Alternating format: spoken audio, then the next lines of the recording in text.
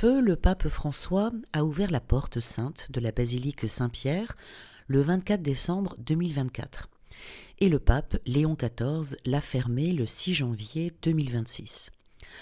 Alors quelle est l'origine de la porte sainte ? Pour cela, nous allons voir les racines bibliques et on va commencer par imaginer une ville antique, une ville encerclée de murs épais, hauts, des murs protecteurs. La nuit, on ferme les portes, le jour, on ouvre. Tout passe par les portes. La porte n'est pas un détail architectural à cette époque, c'est le point le plus important de la ville. La porte de la ville, c'est là où il y a le tribunal. Parce qu'à l'époque, il n'y avait pas de palais de justice séparés, pas de bâtiments administratifs complexes. Quand on voulait juger, on allait devant la porte de la ville. Il y avait des bancs de pierre, des sièges pour les anciens, etc. On le voit dans le livre de Ruth, Ruth 4. Boaz veut régler une affaire de droit, un rachat de terre et de personnes. Alors que fait-il ? On le voit dans Ruth 4, 1, 2. Boaz monta à la porte de la ville et s'assit là, puis il dit aux anciens « Asseyez-vous ici ». Voilà, ils discutent, les témoins sont présents, la décision est prise à la porte de la ville. C'est un acte juridique officiel, parce que la porte, à cette époque, est idéale pour juger. Elle est publique, donc pas de décision cachée. Elle est visible, tout le monde peut voir qui juge. Elle est accessible, les pauvres aussi peuvent venir. Et puis elle est centrale, personne ne peut dire « je ne savais pas ». La justice n'est pas enfermée dans un bâtiment, elle est au seuil de la ville. Dans la mentalité biblique, une porte n'est jamais seulement un battant en bois ou un trou dans un mur, c'est un lieu où l'on décide du sort de quelqu'un. C'est exactement ce poids-là que l'Église reprendra plus tard, non pas pour juger des procès, mais pour marquer un temps où l'on se présente devant Dieu. Au temps de Jésus, à Jérusalem, au centre, il y a le temple. C'est un immense complexe avec des cours successives et pour chaque cour, il y a des portes monumentales, visibles de loin, qui sont gardées, réglementées. Le temple n'est pas un bâtiment, en fait c'est un ensemble de cours, c'est-à-dire comme des cercles concentriques ou des niveaux de plus en plus restreints. On ne franchit pas une porte, on franchit des portes. Et chaque porte arrête certains et laisse passer d'autres. La première enceinte, tout le monde peut entrer. C'est la plus grande cour, très animée, c'est presque une place publique. Au fond de cette cour, il y a une barrière avec des inscriptions et le message est clair, aucun non-juif ne peut aller plus loin sous peine de mort. Ce n'est pas symbolique, c'est légal à l'époque. Ensuite, il y a une deuxième porte, et là les femmes s'arrêtent, les femmes ne la franchissent pas. Elles ne sont pas exclues du temple, mais leur accès est limité par des portes physiques. Ensuite, on a une troisième porte, seuls les hommes juifs purs peuvent y entrer. Un homme impur, c'est un homme, par exemple, qui a été en contact avec un mort, qui a certaines maladies, etc. Donc un homme impur voit la porte, la troisième porte, sait qu'il ne peut pas la franchir et il doit attendre un temps de purification. La porte devient une frontière corporelle et religieuse. Et puis on a la cour des prêtres. Cette porte-là, elle est visible, elle est gardée, elle est rarement franchie. Seuls les prêtres de telle lignée, à tel moment, dans un tel état de pureté, peuvent entrer. Un simple fidèle ne la franchira jamais de sa vie. Et la dernière porte, c'est le Saint des Saints. Ce n'est même plus une porte ordinaire, c'est une séparation absolue. Une seule personne peut y entrer, une fois par an, c'est le grand prêtre. Voilà, donc il existe plusieurs portes successives et chacune trie les personnes. La différence est dans le droit de passer. Dans le monde biblique, une porte n'est jamais neutre. Elle dit toujours jusqu'où tu peux aller et où tu dois t'arrêter. Et quand Jésus dira plus tard « Je suis la porte », tout le monde comprend qu'il parle d'accès, de limites et de passages autorisés ou refusés. Et quand des siècles plus tard, l'Église utilisera une porte matérielle, donc la porte sainte, elle héritera exactement de cette logique-là. La porte trie, classe, hiérarchise. Entrer plus loin, c'est être plus proche de Dieu, et rester dehors, c'est rester à distance. Et donc Jésus arrive. Dans ce monde-là, Jésus naît, grandit et parle dans cet univers mental. Il connaît les portes des villes, les portes des maisons, les portes du temple. Mais Jésus ne consacre jamais une porte. Il n'en institue aucune comme rite. Il ne dit jamais cette porte-ci sera franchie une fois par an. Il ne crée ni mur à ouvrir, ni seuil sacré, ni calendrier architectural. Et pourtant, il utilise le mot porte. Dans Jean 10, il dit « Moi, je suis la porte, celui qui entre par moi sera sauvé ». Il ne pointe rien du doigt, il n'y a aucune porte derrière lui. Dans le grec du texte, le mot utilisé, tira, désigne une porte réelle, un passage étroit et un point d'accès unique. Mais ici, Jésus déplace le sens. Il dit en substance, le passage vers Dieu n'est plus un lieu, il n'est plus un bâtiment, il n'est plus contrôlé par des gardiens. La porte devient une personne. Ce n'est plus où entres-tu, mais par qui passes-tu. Quand les premiers chrétiens se réunissent, ils se retrouvent dans des maisons, ils entrent par des portes ordinaires, sans bénédiction particulière, il n'y a aucune porte sainte dans le christianisme des origines. Au IVe siècle, les basiliques apparaissent, quand Constantin légalise le christianisme. Les premières grandes basiliques sont construites. La première basilique Saint-Pierre, elle est ancienne, Saint-Jean de Latran, avec de grandes entrées larges, ouvertes. Ces basiliques ont une porte centrale, parfois des portes latérales, mais toutes sont ouvertes en permanence. Aucune n'est murée pour l'instant, aucune n'est réservée à un temps particulier à cette époque-là. Dès les premiers siècles, des chrétiens viennent prier sur les tombes de Pierre et Paul. Ils entrent par les portes normales, ils ressortent par les mêmes. Personne ne dit « passe par cette porte-là » pour obtenir quelque chose de spécial. Donc on est resté 1000 ans sans porte sainte. Pendant les martyrs, pendant les conciles, la formation de la liturgie, la structuration de l'Église, personne ne ressent le besoin d'une porte sainte. Et puis, il y a un changement de décor qui commence durant l'Europe médiévale. Nous sommes au Moyen-Âge. Il y a des routes longues et dangereuses, des villes fermées par des murailles, des foules en marche, des pèlerins à pied, parfois pendant des mois. Le christianisme est désormais public, il est massif. Et Rome, au XIIIe siècle, n'est pas une ville propre et ordonnée. C'est une ville partiellement en ruine, pleine de reliques, mais spirituellement centrale. Et autour de l'an 1300, une rumeur circule à Rome qui dit « Si l'on va prier sur les tombes de Pierre et Paul cette année-là, Dieu accorde une grâce particulière. » Donc les gens viennent, sans décret officiel, ils affluent. Le pape de l'époque, Boniface VIII, observe le phénomène et il fait quelque chose de nouveau. Il reconnaît officiellement un temps exceptionnel. C'est le premier jubilé chrétien. Boniface VIII proclame une année sainte, liée à Rome, au pèlerinage et à la pénitence et au pardon. Mais il ne crée aucune porte spéciale encore, il ne mure aucune entrée. Les pèlerins entrent par la porte centrale de Saint-Pierre, par les portes latérales, comme tous les autres jours. Il n'y a donc pas encore de porte sainte, personne ne dit passe par cette porte-là plutôt que par une autre.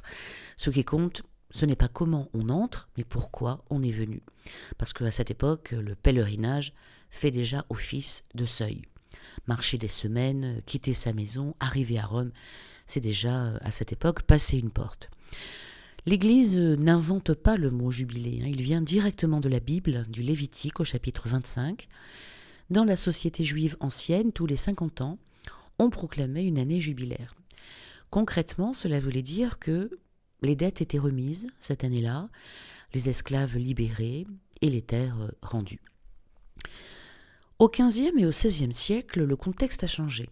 Un problème apparaît très concret. Comment faire comprendre immédiatement à tous que cette année n'est pas comme les autres ? Progressivement à Rome, une idée s'impose. Et si l'entrée dans l'année jubilaire était marquée par une entrée réelle, visible, mais exceptionnelle. Pas une nouvelle porte, pas une porte centrale, mais une porte qu'on n'utilise pas habituellement. Et c'est ici qu'un détail change tout. Dans les grandes basiliques romaines, on choisit une porte secondaire, jamais la porte principale, souvent située à l'extrême droite de la façade. Parce que la porte centrale est l'entrée ordinaire, parce que le jubilé n'est pas la vie ordinaire, et parce que ce qui est exceptionnel ne doit pas devenir banal. À Saint-Pierre, par exemple, quand on est face à la basilique, la porte sainte est tout à droite. Elle est visible, mais elle reste fermée. Hors Jubilé, elle reste fermée, puis murée de l'intérieur avec des briques et du mortier. Donc on rend le passage, déjà à cette époque, donc physiquement impossible. Les pèlerins voient une porte qui existe, mais qui ne sert pas, qui est bloquée, silencieuse, et cela crée une attente. Quand arrive le Jubilé, le pape vient à la porte murée, il frappe le mur, parfois avec un marteau, parfois avec une truelle, et ce geste dit « ce qui était fermé est maintenant ouvert », c'est une déclaration publique. Le mur est réellement démoli, les briques tombent, elles sont parfois conservées, distribuées ou intégrées à des objets, mais déjà à cette époque on comprend que le geste est puissant, mais aussi risqué, et parfois trop spectaculaire. Le rite existe donc, mais il n'est pas encore figé. Cette porte-là devient sainte parce qu'elle n'est franchissable qu'à un temps précis, par un acte précis, sous l'autorité du pape. Elle est liée à un temps sacré. Donc à la fin du XVIe siècle, le Jubilé est institutionnalisé, la porte sainte existe, elle est localisée, elle est murée hors Jubilé et elle est ouverte solennellement. Et puis le temps passe, nous sommes au Jubilé de 1975, le pape est Paul VI. Donc la façade de Saint-Pierre, la porte sainte à droite, derrière le mur de briques, une foule immense, il y a des caméras de télévision, des journalistes du monde entier qui sont venus. Ce n'est plus un rite médiéval discret, c'est devenu un événement mondial. Paul VI s'avance, il accomplit le geste traditionnel, il frappe le mur, les briques commencent à céder et là, des briques tombent mal et certaines manquent de peu le pape. Rien de dramatique ne se produit, mais le danger est réel, il a été visible et filmé. À ce moment-là, plusieurs choses deviennent évidentes pour l'Église. Le geste est physiquement risqué. Pour le pape, pour les assistants, pour la foule. Le symbole est mal compris. À la télévision, on voit un mur qu'on casse. Certains y lisent un geste de pouvoir, d'autres une mise en scène excessive. Et puis la truelle en or aussi qu'utilisaient les papes pour détruire le mur pose problème. C'est historiquement compréhensible, mais dans le monde moderne, elle choque, elle semble ostentatoire, elle détourne en fait l'attention du sens réel. Ce qui devait montrer l'humilité du passage commence à être perçu comme un spectacle. Après 1975, l'Église ne supprime pas le rite, elle le corrige. Progressivement, le mur est démonté avant la cérémonie. La porte est simplement fermée puis ouverte. Le pape ne manie plus d'outils lourds. La truelle en or disparaît. Le geste va devenir plus sûr, plus sobre, plus intelligible pour un monde globalisé. La porte est physique, alors du bois ou du bronze avec ses reliefs sculptés. On la voit, on la touche, on la franchit, mais aucune force surnaturelle n'est attachée au bois ou au métal. Franchir la porte ne sauve pas automatiquement, ce n'est pas un talisman, ce n'est pas un accès direct au paradis, ce n'est pas un raccourci spirituel. La porte sainte n'agit que dans ce cadre précis, c'est-à-dire que pour qu'un fidèle bénéficie du jubilé, il doit y avoir une vraie conversion intérieure. Le pèlerin doit vraiment vouloir changer de vie. Il faut qu'il y ait avant confession, les fautes doivent être reconnues et confessées. Une communion aussi avant, donc participation à l'Eucharistie, et des prières pour le pape et les intentions de l'Église. Franchir la porte sans avoir fait ces étapes, c'est un geste physique sans effet spirituel, ça n'a aucun sens, parce qu'encore une fois, elle n'ouvre pas directement le paradis. Franchir la porte n'est pas un raccourci vers le salut éternel, elle ne purifie pas physiquement, elle n'a aucun effet hors des conditions prévues, sans confession, sans conversion intérieure, sans participation à l'Eucharistie. Donc si quelqu'un traverse la porte par simple curiosité ou pour faire comme tout le monde, cela n'a aucun effet spirituel. La porte sainte ne remplace pas la prière, elle ne remplace pas la pénitence, elle n'est pas une clé universelle, elle n'a pas de pouvoir automatique sur les âmes, c'est un outil de la liturgie, ce n'est pas un objet magique. Alors elle emmène où cette porte sainte ? Alors, contrairement à ce que certains imaginent, la porte ne mène pas à un lieu secret, pas à une salle mystérieuse, pas un tunnel caché. C'est une porte ordinaire dans la basilique, qui amène à la basilique, souvent latérale, qui donne simplement donc accès à l'intérieur de la nef principale ou à la circulation interne de la basilique. À Saint-Pierre, par exemple, La porte sainte latérale, donc droite de la façade, débouche directement sur l'espace où les pèlerins peuvent entrer dans la basilique. Elle symbolise simplement le passage dans le temps du jubilé, pas le passage vers un lieu caché. La destination est la basilique elle-même. Alors voici comment ça se passe concrètement aujourd'hui. Il y a une organisation qui est très rigoureuse. La circulation est totalement contrôlée. Des files séparées sont créées, souvent avec des barrières et des guides. Des créneaux horaires sont parfois définis pour éviter la cohue, il y a tellement de monde. Le pape passe en premier. Il effectue le geste solennel, donc franchir la porte. Il bénit la foule depuis l'intérieur ou juste derrière la porte. Les pèlerins entrent progressivement après lui, mais il n'y a pas de bousculade, car les organisateurs gèrent le rythme. La foule immense est répartie dans la nef, les couloirs et les jardins si nécessaire. La sécurité est renforcée, les services de sécurité sont présents, la presse et les caméras sont positionnés hors du passage et les bénévoles guident le flux. Ce n'est pas anodin que le pape passe en premier, il n'ouvre pas pour lui, il ouvre pour les autres. Voilà, donc la porte sainte reste ouverte pendant toute l'année jubilaire, environ 1 an. Les fidèles peuvent entrer volontairement par cette porte s'ils le souhaitent. Elle devient un accès réel, pas seulement symbolique. Elle n'est pas ouverte 24 heures sur 24, elle a des horaires d'ouverture et de fermeture comme tout lieu protégé. Quand la basilique ferme le soir, toutes les entrées ferment.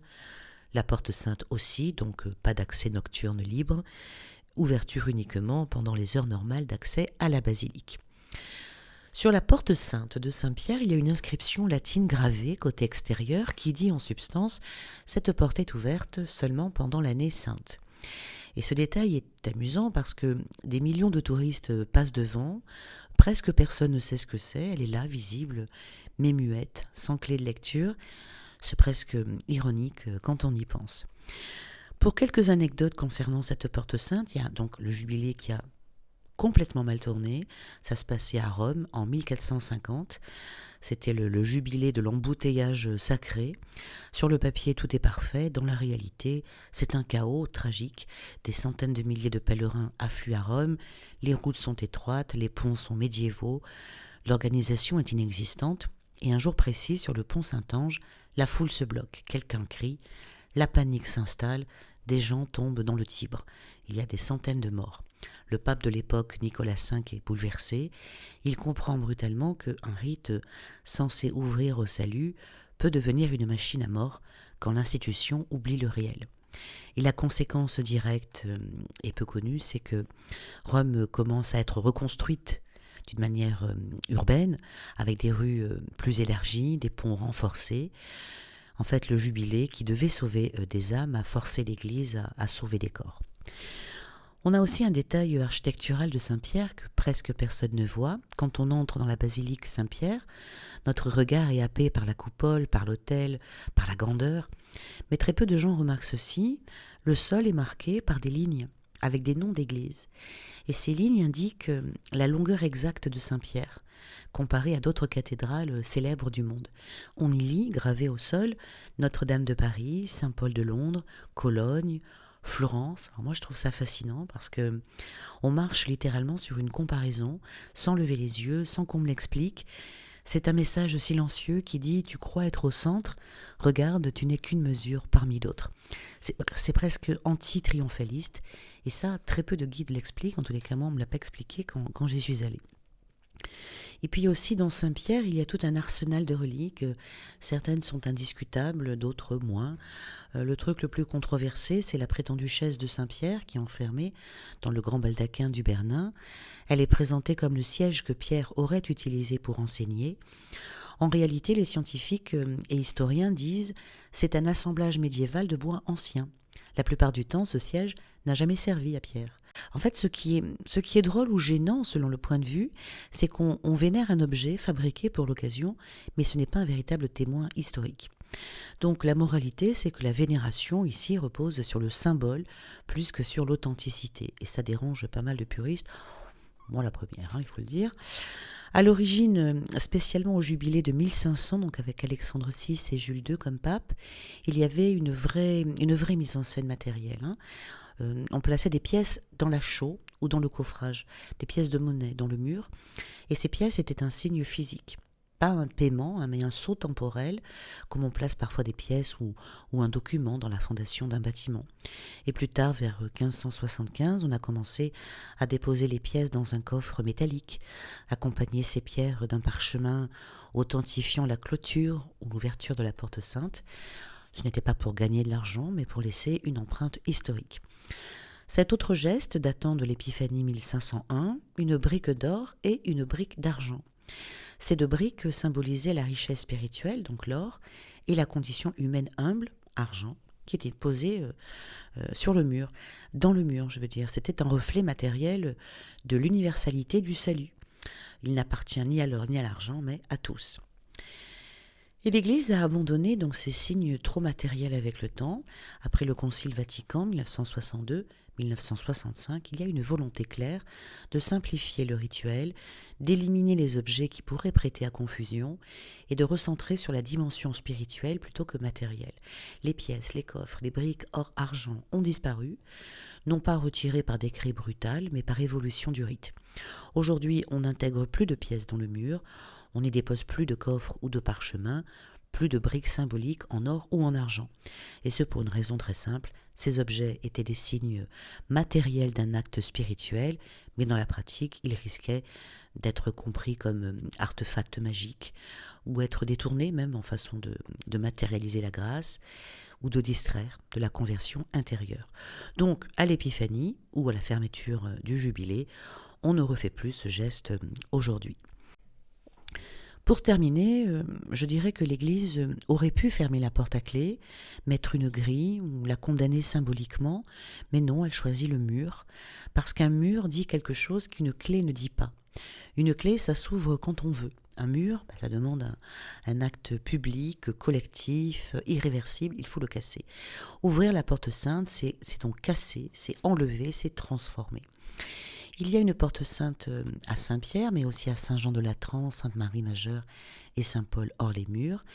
Mais Saint-Pierre est le lieu du tombeau de Pierre, le centre symbolique du catholicisme, donc celle-ci concentre tout. L'Église a une réponse par rapport à cette porte sainte que j'ai trouvée très belle. L'Église répond, ce n'est pas la porte qui sauve, c'est l'homme qui accepte de reconnaître qu'il y a un seuil à franchir. La porte sainte n'existe pas pour Dieu, elle existe pour l'homme qui hésite, pour celui qui a besoin de se dire « maintenant je passe ». On peut très bien ne jamais la franchir, on peut très bien la mépriser, on peut très bien rester sur le seuil, mais son existence en tous les cas pour moi dit ceci, il y a des moments où ne pas choisir est déjà un choix.